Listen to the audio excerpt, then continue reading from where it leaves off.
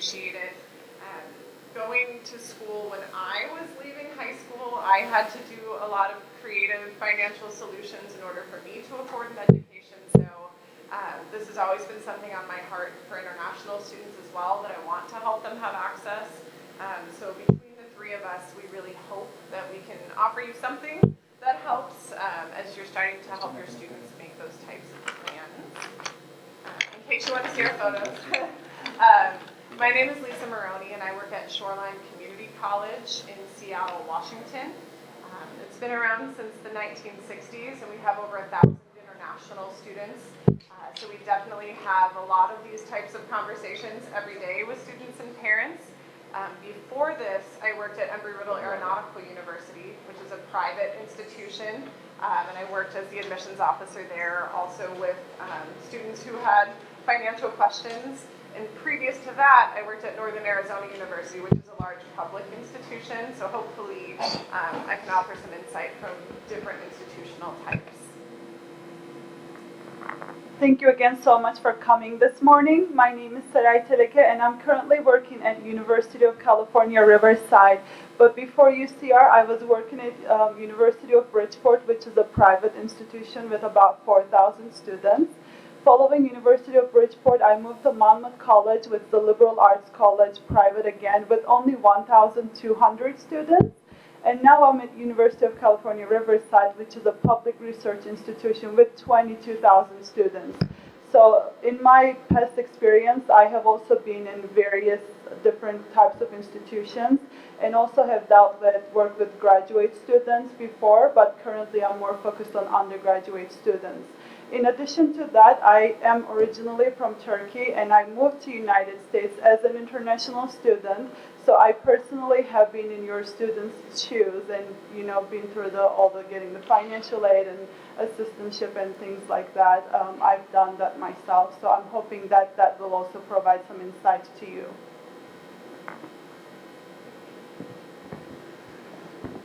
Good morning, everyone. My name is James Quill.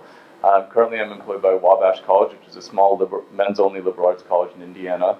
Before that, I was working at Indiana University, so I have some experience with both the smaller private colleges and with larger research universities. So I'm very willing to answer questions about the application process or about financial aid for any of those types of institutions.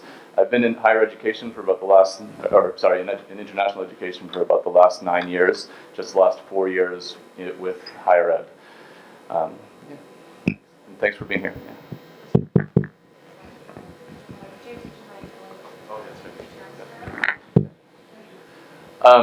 So when we were putting together this presentation, one of the things that we came to realize is that the terms that we're about to talk about here, we also didn't define them quite the same, so we figured we should definitely try to disambiguate those terms and make sure you know what we mean when we use them, but also some of the ways that other institutions might use them or potentially misuse them, and we'll do our best to be consistent in that respect.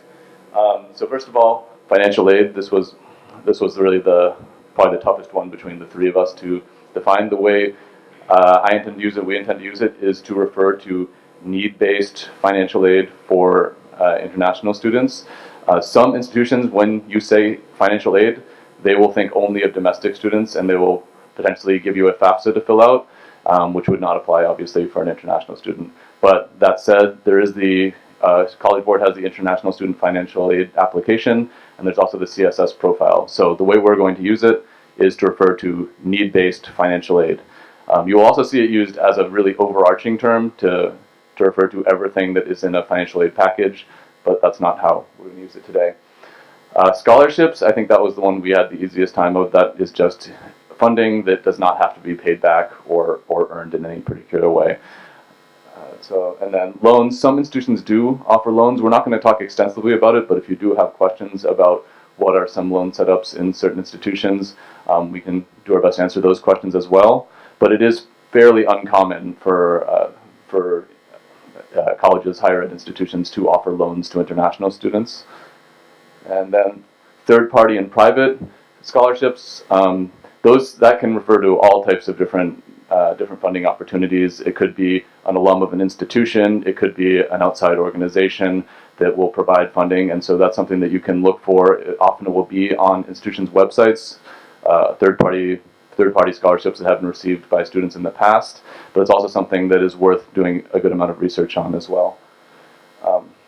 Work study, this is one of the big ones that might be misused for international students. Work study does refer specifically to a U.S. program for domestic students to earn extra money while at university. So if someone says is referring to work study, there's a good chance they are referring to that specific program, which would not apply to international students. So we're going to do our best not to use it as well. Instead, we're going to refer to on-campus employment.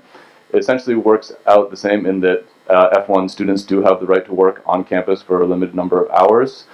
So they do have that chance to earn extra pocket money for their expenses, and sometimes that will be included in a financial aid package for an international student as well.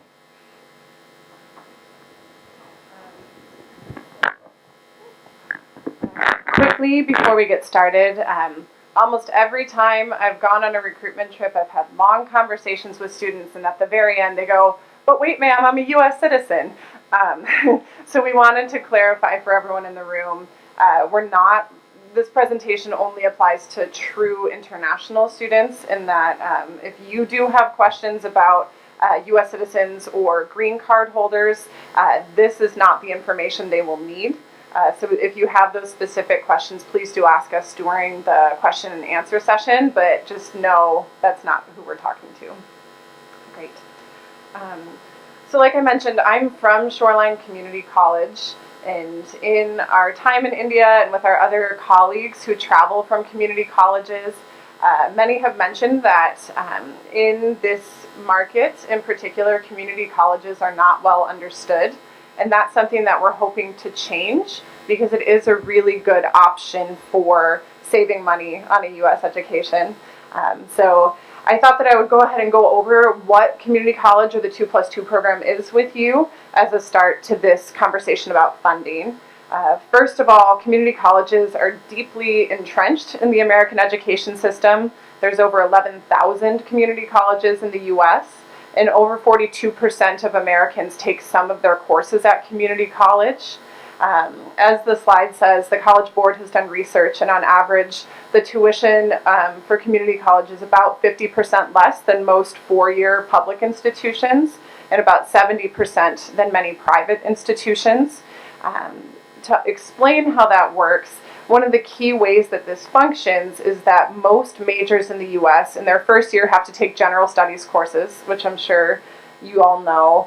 And then even in the second year, the speciality for most majors is similar as long as you're studying within that major. So for example, if you're an engineer, you need to take calculus, you need to take physics and chemistry and these basic foundation courses. So community colleges are able to offer these to students, oftentimes with the same professors at the big university down the street, but at a reduced cost, because we don't have the overhead of the big labs and programs needed at more advanced stages of the education. Another piece that sometimes might confuse our foreign friends is that there is a vocational technical side of community colleges to teach welding or nursing, automotive technology, those pieces. By and large, most international students come for the transfer process. At my institution, 98% of our international students are coming for the transfer process. So really what they're looking at is an academic pathway to save money on their first 2 years and then go on to complete a degree at a different institution. So there are those pieces. Like I mentioned, the curriculum is the same or nearly identical in many cases of what's taught at the community college to what would be taught in the same course at the colleges that they would transfer to. So sometimes parents ask me, well, what's the difference in content? And usually there isn't much. And if there is, that's the work that we do to make sure that we're teaching what the universities need as we transfer students on. So that's important. Please.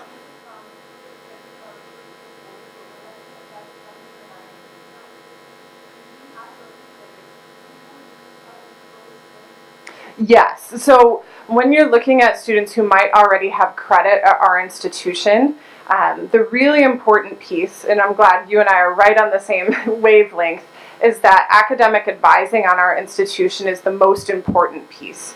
what we will give them credit for is not nearly as important as what the school they want to transfer to will give them credit for.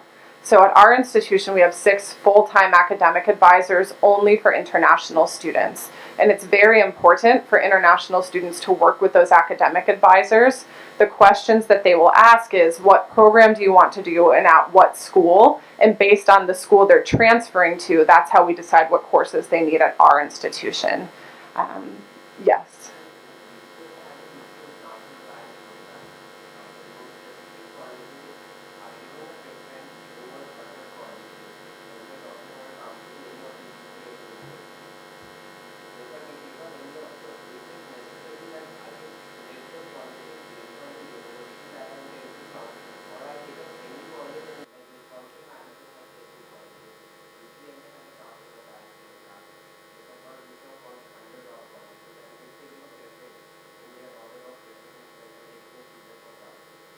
Sure. I'm glad we are all on the same page, and I'm really glad that my colleague from UC Riverside is here because she has many articulation agreements, or they also say official tie-ups with certain universities. At our school, we have 20 universities where we have official ability to give what's called conditional guaranteed admission. If the student meets the criteria, they're automatically admitted. But we have students that transfer to 10 times that number of universities. So it's not necessary to go to the community college that has an official agreement with certain schools. And I find often students who are ambitious with where they want to finish their degree, there's not going to be an official transfer agreement with UC Berkeley or places like that. And so students will still have a competitive process if they want to go to a highly competitive school, or if they want to go somewhere where it's very standardized, they do have the comfort of having those official agreements.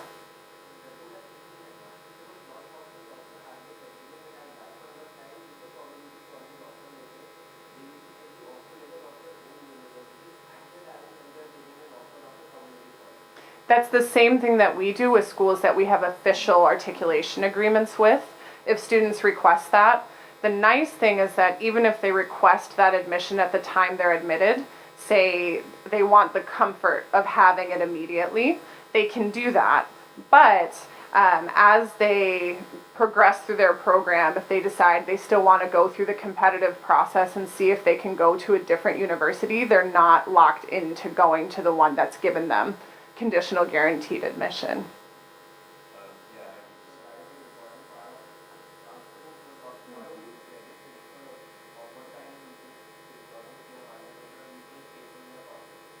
Sure. Yes, so when you're looking at community colleges, there are differences among them. Not all of them are specifically set up to help international students, but among those of us who have been in the field for a long time and have a great reputation with international students, many of us do have those research options. I encourage students to look at what services and what types of options they have at each community college, just like they would at a university. On my campus, we have an honors program where students have the ability to publish research and do presentations at University of Washington and other local universities. So there are options, but not every community college is exactly the same, and I think that is another important piece. And coming back to that piece about academic advising, I would say that is one of the most important pieces of a community college, because if a student is coming and they want to save money, they'll absolutely do that on the classes they need to take. But if they're not consulting an academic advisor who knows where they want to transfer or what classes are required for the program they want, they'll save money on classes that aren't necessary, which isn't really a savings. And so that's two pieces. One, when they choose a community college, they should choose one with a reputation for good academic advisors. And the other piece is to make sure that they utilize them. Our advisors meet with every student when they come to our campus to help them make their schedule, but they're available and students can meet with them up to once a week for 2 full years.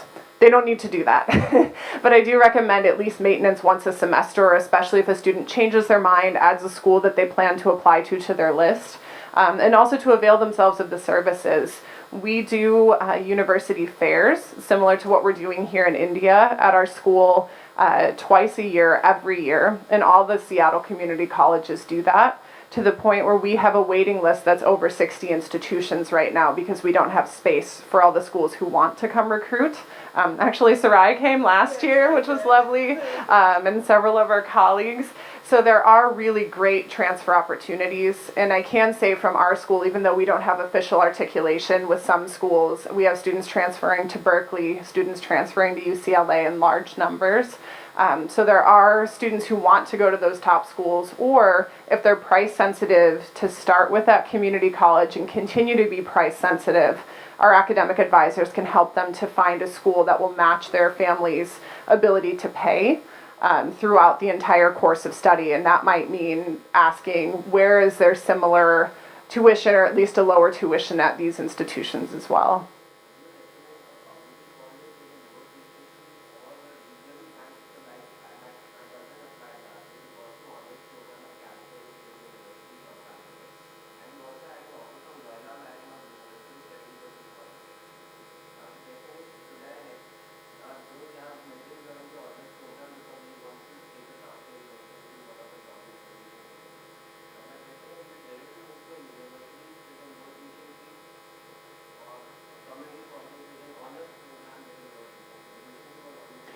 Sure. I think at that time it's up to fit, Right. which is a better fit for the student.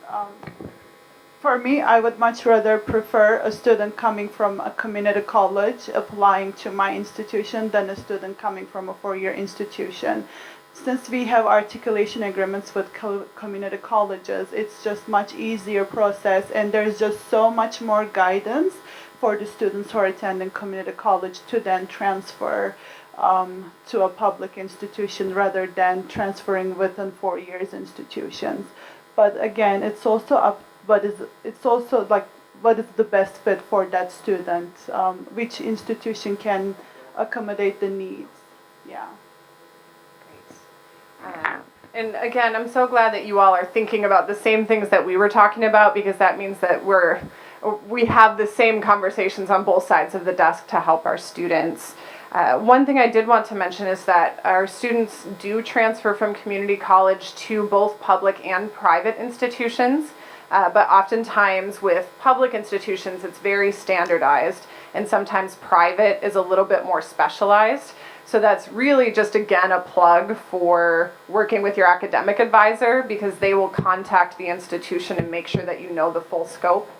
For example, when I used to work at Embry-Riddle, if students wanted to be pilots, they would do 1 year at Shoreline and then transfer so they had enough time to do their flight ratings.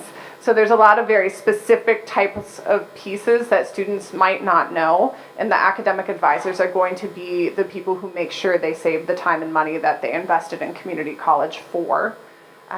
The other piece I did put up here is that we do have a high school completion program. Usually for students in India who are in high school, that's not going to be the choice they make, and it's not something that we're out marketing. But some students, depending on what their situation is, will come and do that. And we do have other services for students if they need language support. We do have some students from this region who still need a little bit of extra help with language. So community colleges often offer that space of bridging the gap between the skill set that students have and the needs that they'll have as a university student. Like I mentioned, we are open access enrollment, which essentially means any student who applies is admitted, unless they send me false documents, right? They send me their cousin's high school transcript or, a fake bank statement. That is basically the reason that they get denied. But other than that, it's open. You might be surprised at the folks that you find at a community college. I have students who are 4.0 students, top students who come, maybe because they want a second chance to transfer to their dream university, and sometimes there's higher transfer-in rates than first-year acceptance. Sometimes we have folks who are really great students who might need a little financial support and are looking to save money. And then we certainly also have students who didn't do so well and they're looking for a redemption option, a second chance option. The really nice thing is if they do really well in community college and they save those pieces or the 2 years of study and do well, their high school grades will disappear. And that might mean that if they do really well, they qualify for transfer scholarships. So they'll save the money at college and then have the opportunity to get scholarships that they couldn't get in their first year. So there are some students who might be a really great fit for community college. For others, going directly to university, especially if they have a lot of money, or if they have other attributes that my colleagues will talk about, it might make more sense to do that. Also, I would like to reinforce the fact that many universities have radically different admission policies for transfer students than from first-year undergraduate students. So like Lisa was saying, if you are looking at, if a student is looking for that dream school and does not get in, it is a really great option to go on to a community college and then apply as a transfer student after a year or 2 years. Absolutely. Okay, well with that, I've taken a lot of your time on this piece, and there are other funding options. So I'm going to turn it over to my colleagues to talk a little bit about the funding options at their institutions. So I'm going to talk a little bit about the public universities and the funding available for international students with us.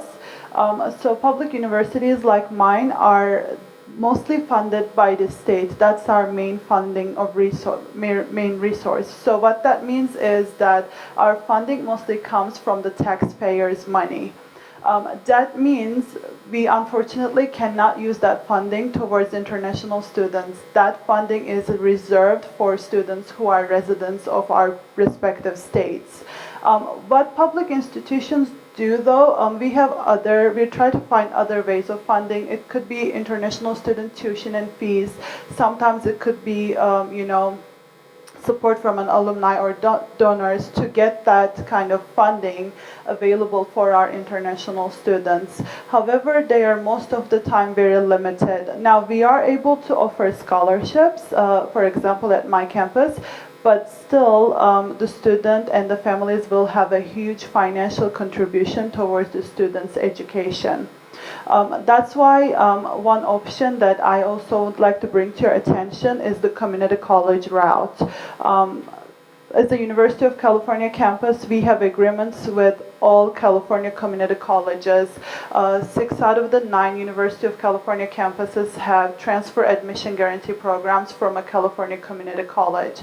But that absolutely does not mean that students only from California community college can attend to my university.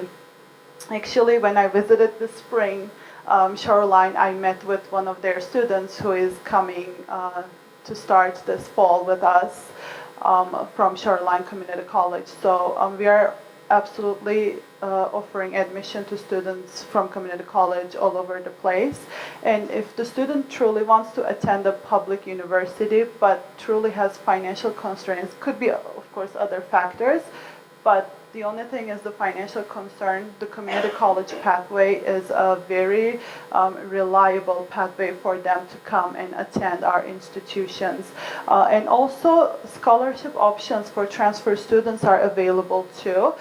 We were able to give the same amount of scholarship to our freshman students and transfer students this year, as long as they meet the same kind of criteria. I know there are some institutions who may not be able to give scholarships to transfer students, and there are some institutions that may be able to give more to transfer students. So there is a bit of a research part on the student that they need to make, but us as admissions officers, we are always available to help them with that process. It's very easy to send us an email and say, will I be able to get scholarship if I apply to you as a transfer student? Or do I have higher chances of getting a scholarship if I come in as a freshman student? If the dream school is us, we will absolutely be helping that student throughout the way.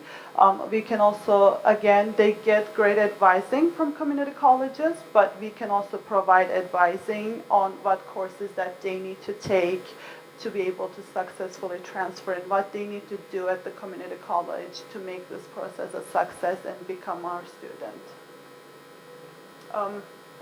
Just one small thing that I would like to mention is the return on investment. So I understand that education in the United States can be a little bit expensive, but one thing that the students and families should keep in mind is what they will get at the end of their investment. will the student have a lot of opportunities to do research? They will get research assistantships and be successful. Or when they graduate, how long it's actually going to take them to make that money back? And things like that are important things when families are looking into what they can contribute towards the student's education.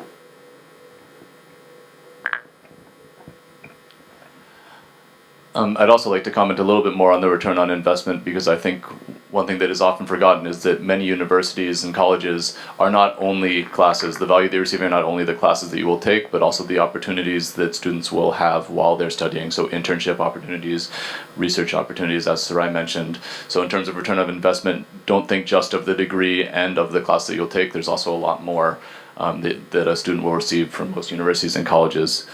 I'm going to talk a little bit about private universities. It's not surprisingly a little bit difficult to generalize about private universities because there are so many different types. My focus will largely be on liberal arts colleges, but I will do my best to generalize a little bit more when I can. Generally speaking, a private university is defined by the fact that it is funded primarily by tuition and alumni contributions and does not receive as much or any funding from the state, from the or local government. What that means is that a lot of times the tuition is going to be higher than you will see at a public university because, again, it is not subsidized, and that is how the college is managing to stay functional. Thank you. That said, they do tend to have a lot more autonomy in their admissions process because they're receiving less or no state funding. So there are no limitations or fewer limitations in terms of accepting students from the state that the university is located in, which you might see at a public university. And a lot of private universities will actually prioritize geographic diversity. So they are motivated to admit more international students, more students from out of state.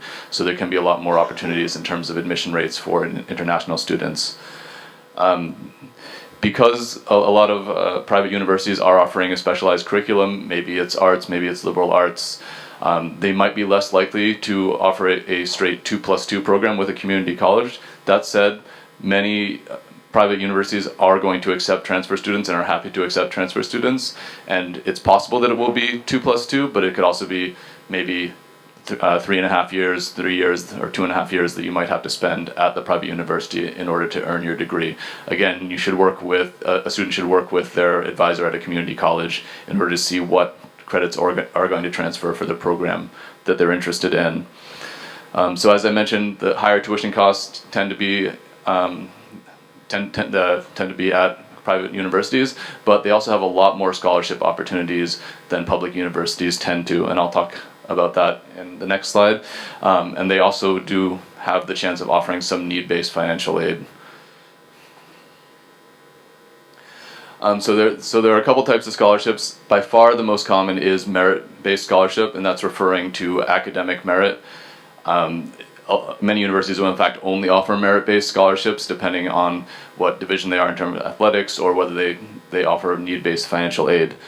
Some of these merit scholarships, they are tied directly to test scores and GPA, so some of them will have a scholarship grid where they say any over 1400 with over 3.5 GPA, for example, will yield $5,000 or whatever amount.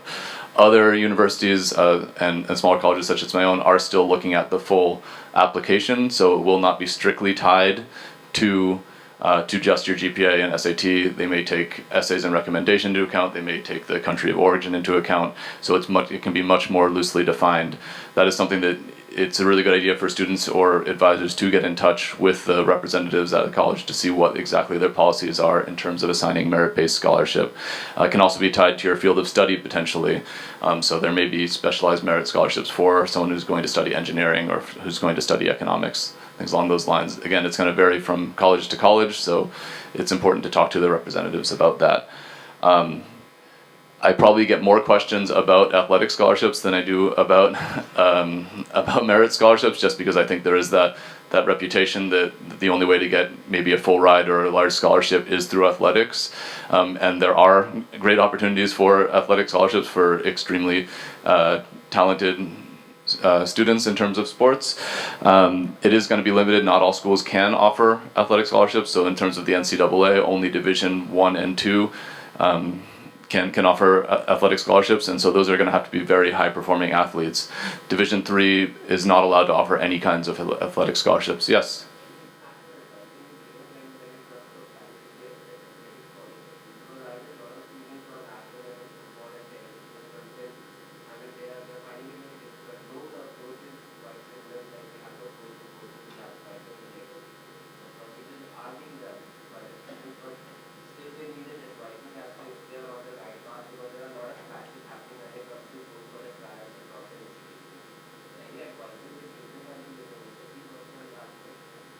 So I would say it sounds like your students are doing the right thing. The important thing is that those scholarships do tend to be awarded by the coaches themselves. So it's really important to be in touch with those coaches, to be persistent in getting in touch with those coaches, because they are getting contacted very frequently by students who are looking for those scholarships.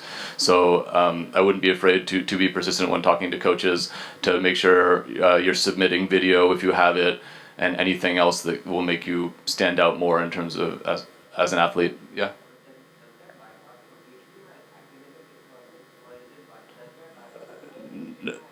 No, it won't. I mean, it is possible. Athletics can be used as a criterion for admitting students, and that in holistic review, and that actually includes schools that do not offer scholarships. They can still use athletics as a component in terms of admission requirement, but yeah, so it does not totally bypass the.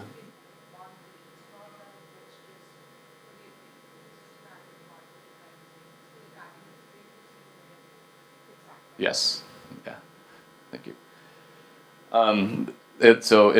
Moving on to the next type of scholarship, there are what we're calling identity-based scholarships. So those can be specialized. They could be third-party that are coming in based on a certain area. It could be sponsored by a certain alum from a region who, for example, wants to make sure that more Indian students are coming to the college of his choice.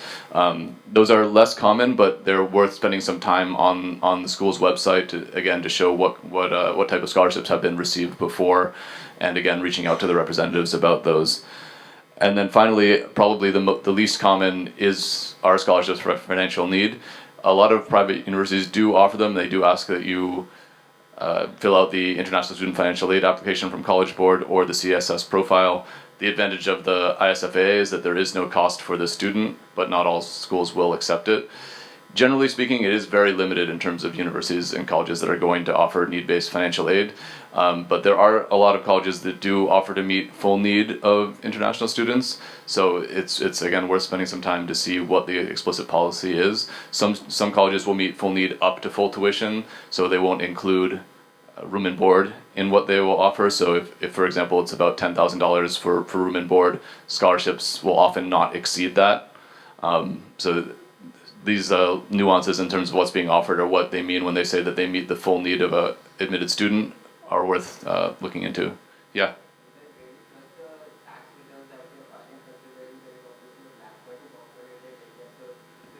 Yeah, this is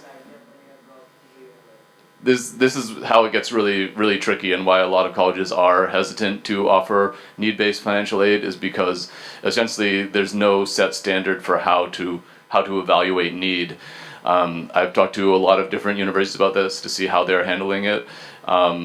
Ultimately, they are spending a lot of time looking at those forms, which involve a lot of work. So it does involve, the property that's owned, income, but it is, like you said, it's all self-reported. So there's a limited amount that it can be taken into account.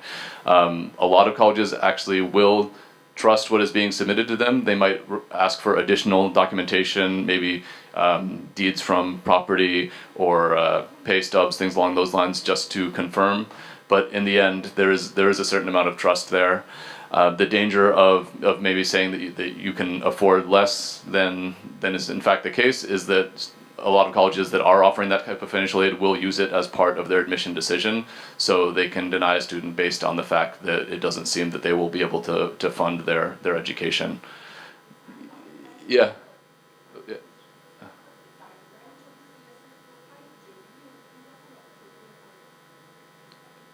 It should be, yeah. I think October is usually a CSS profile. The International Student Financial Aid application is usually available in August, and it is available now for the upcoming year.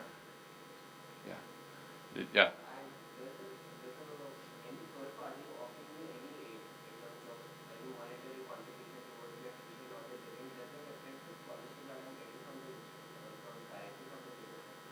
It shouldn't, no. Especially if it's third party, so that money is coming to the university. It shouldn't affect the internal scholarships. There are some colleges that may, if those scholarships are going to exceed tuition or exceed tuition plus room and board, then they may cut it off at that point. It just depends on how the scholarship money is reaching the institution.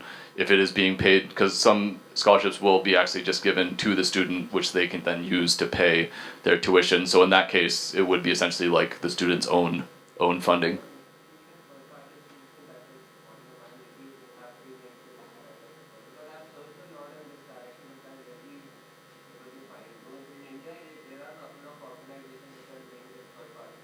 Yeah. Yeah, yes, there are, and I agree with you. I've seen the most funding of that type coming from the home country of the students, so companies. But Boeing comes to mind as a company that has sponsored students. And in terms of much smaller scholarships, or something maybe in the $500 to $1,000 range, there are a lot of smaller companies, especially in education services, that will offer maybe essay competitions, things like that, and those are usually much smaller, but at the same time, it's worth looking into, whether it's $500 a year, $1,000 a year. This can be very helpful. Sure. And I was just going to follow up with what Sarai said, that oftentimes when I saw students getting company-based scholarships that were based in the U.S., it was not as they came into the institution, but after they already proved themselves, either through their research or doing really well in their courses. So that might be another place where you say stay vigilant to your students, because there might be more opportunities that didn't happen as they came in that they could avail themselves of if they continue to work hard and talk to their professors about those types of opportunities. I think we can move on to the next slide. Yeah. So we would like to bring your attention an I-20 form. An I-20 form is an immigration documentation that the students need in order to obtain their visas and in order to remain legally in the United States. A big part of this I-20 form is the financial section of the form. We are mandated by the State Department to receive proof of financial means from the student in order to be able to issue this form for at least 1 year. There are some institutions that can request more, but the general request is going to be for 9 months, which is the academic year. What we indicate on the I-20 form, one portion is the tuition and fees, and the other portion is the living expenses, and if the student have any dependents or some other costs, we indicate that. And on the left side, you will see what the contribution from the student will be, and if there are any scholarships from the institution, it's going to be indicated on the left side, and then other forms of funding could be a third-party scholarship, could be funds from the family and such. They will all be listed on the I-20 form. On this form, one thing we would like to bring to your attention is the living expenses portion. The tuition and fees are the main responsibility of the student, and living expenses can vary quite a lot institution by institution. I represent a system school, so University of California, we have 9 campuses, and our tuition and fees are the same for all 9 campuses. However, our living expenses are different because we are located in different places in California. Like Lisa said earlier, when students are looking at the location, if a student looks at the institution in South Dakota, the personal expenses portion is not going to be as much as it's going to be in New York or in Los Angeles. And also, the personal expenses portion are actually very individualized. How we come up with it, it's also up to the institution. My institution, we think that the student is going to live on campus on a standard room. We include the meal plan, a standard meal plan. We include some expenses for books. We include transportation. And we also say, okay, the student can also have personal expenses because they may want to go out and do things. So we say, okay, this is the amount that we estimate, and that's what we put in the I-20. But actually, the students' personal choices and individual lifestyle can make a difference in terms of living expenses. Does the student want to live on campus or off campus? Because we give them the option most of the time. Does the student want to live in a single room or want to share a room with 2-3 people? Does the student want to own a car, or if the student is comfortable with using public transportation? And again, most of the time, the universities have some kind of agreements with public transportation that they can use it for free.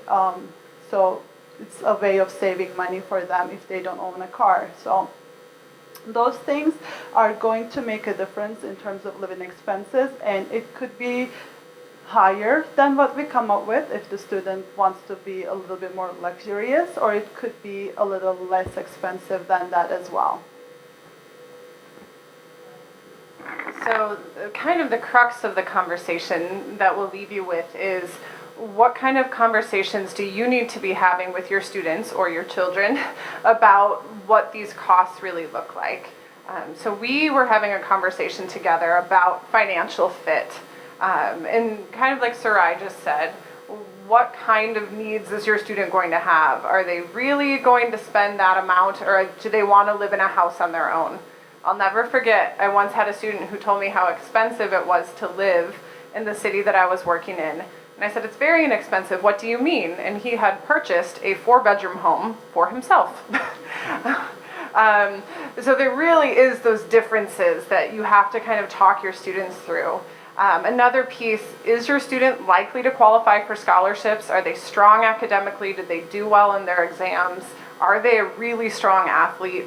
Those are things that you can take into account as you advise them where they should be going. And a question that really needs to be asked, and I know we talk even to our domestic students about if this is the major you really want, psychology, do you really need to go to a school in a very expensive city with a very expensive tuition if you could go to another institution that offers the same degree at a lesser cost? And sometimes that's the reality, that if someone wants an American education, there's really great institutions that might not be in their dream city, but might be in their dream price range. So it's worth having that conversation. And another really important question that I often talk to students about is, what is the maximum amount you're willing to spend for 4 years? All of us have known students whose families have sacrificed a lot and worked very hard to be able to afford their first year. And after their first year, there's not a plan in place. That's not a very good investment. We'd much rather see students who plan for a more modest institution and the ability to finish to completion so they have that degree to show for the effort and the expense that they've spent. So this is not exhaustive, but the types of conversations that I think are really beneficial to students who might just see the I-20 cost and think, this is the exact cost, when maybe it's not, based on what they're going to be doing there. One other thing I wanted to mention is we talked in the beginning about work study versus working on campus, and often students will call me and ask me about this. And I often caution them, on many campuses, there are work opportunities available on campus, but they're limited to what departments need, to what's open, and oftentimes we'll pay minimum wage. So I tell students, do not count on your on-campus employment to pay for your tuition. It's more pocket money. If you want to go to the movies, go out to a restaurant, those types of pieces, not to make that an integral part of their financial plan. Unless, I know James had mentioned when we talked about this, a few universities will sometimes commit X number of hours for students, but many will not. And also, even though students are allowed to work up to 20 hours a week, even in my office, we hire many students, but some of them only work 5 hours a week or 12 hours a week, depending on their schedule and my needs. So just to keep in mind that if students are making that plan, not to make that the integral crux piece of whether or not they can afford an institution. So with that, you all have great questions. We've already heard some of them, but do you have questions for us or discussion that you can add to help our colleagues? Coming back to the first slide that you shared, so you mentioned that they are having students coming with a 4 GPA to your college. Mm-hmm. So what could be a disadvantage of a student doing the cognitive other than the financial part? Sure. Can there be any other disadvantage that might be going to a student, a high profile student with a very high credentials, going to a community college versus a university directly? Can there be a disadvantage? Sure. So the one thing that I would say is some institutions will offer larger first-year scholarships than transfer scholarships. So it is possible that if a student has a 4.0, they might not be considering, if they applied to James's college, that he might have given them a scholarship that made our cost the same. And so, I'm talking from the academic point of view, like Sure. Okay, so to answer that question, kind of like I mentioned, oftentimes on our campus we have full PhD academics that are teaching our classes, some of them even working at University of Washington or other big schools and also teaching at community college. The quality is there, and they're going to get a quality experience when they study at a community college. And so I wouldn't say that they're academically disadvantaged from going to community college, but they will have to transfer, and that is another piece that students have to consider.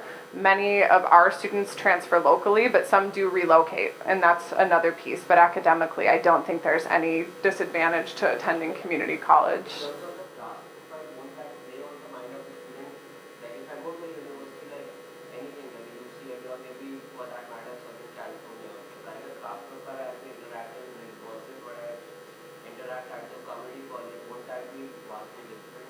I mean, I may not get a similar like-minded class profile in the community college because the acceptance or the placement requirements of academically very good on a community college versus So let me put it this way. We have articulation agreements with all California community colleges, and if it was any less of a coursework than we offered, we wouldn't have articulated that particular course.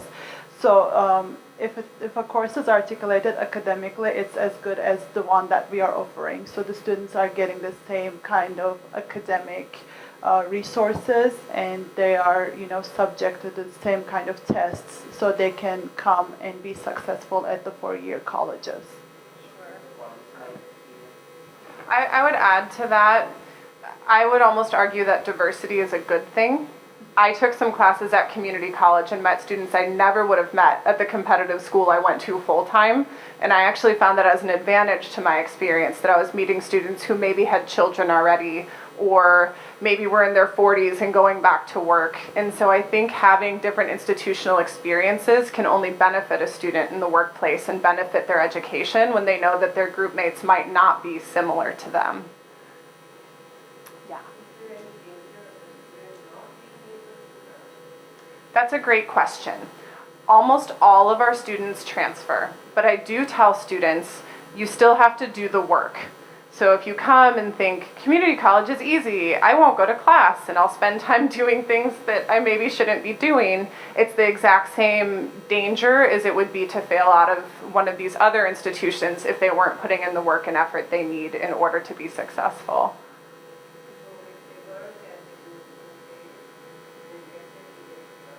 Absolutely. And it might not be to their top dream school, depending, because there still is that competitive process, but all of our students who are showing up and doing the work, we can either do the guaranteed transfer admission as long as they make the GPA that's required at the 20 schools that have that articulation agreement with us, or oftentimes if they're working hard, they are competitive at other institutions that they apply to. Right.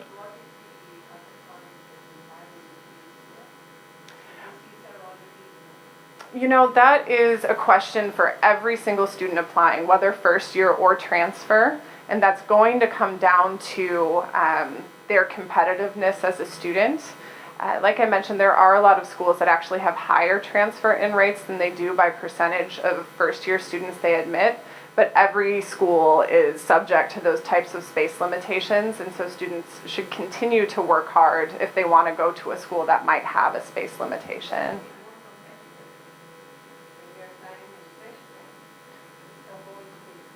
No, actually opposite. I'm glad you asked. Oftentimes, there's more freshmen by percentage applying than there are transfer students. So often we've heard from many institutions, even say UC Berkeley and places like that, that they accept more transfer students by percentage than first year because there's less competition at the transfer stage than as a first year student. So it might be counterintuitive, but actually oftentimes there are students who will come in order to try to transfer with a better opportunity to get in. And if that's a concern, applying early is a really great idea, and also for certain universities, applying for the spring intake can make a big difference in terms of the spots that are available. A lot fewer applications for the spring intake, so there's that can be a great opportunity as well. Absolutely. Can you just go that in terms of post-graduation? Sure.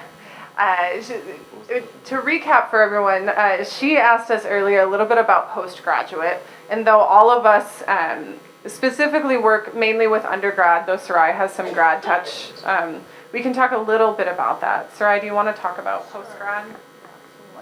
So the postgrad is a little bit different because, especially if the student is going to a research university, there are assistantship opportunities available for them. They could be teaching assistant, graduate assistant, or research assistant, and things like that.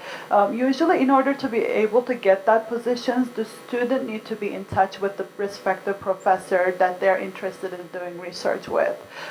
So what I would recommend, having done those steps, is the student to go onto the websites and look at the professors and see. They should know at the time, like, what kind of research that they're interested in and what they want to do, because it's a graduate level program, and find that particular professor that is doing work in the same area, so they can get in touch with them and say, okay, I really admire the work that you're doing. I read your articles and things like that, and this is also what I have done in the same area. Can you tell me if it's possible for me to come and work with you? And usually that's how it works.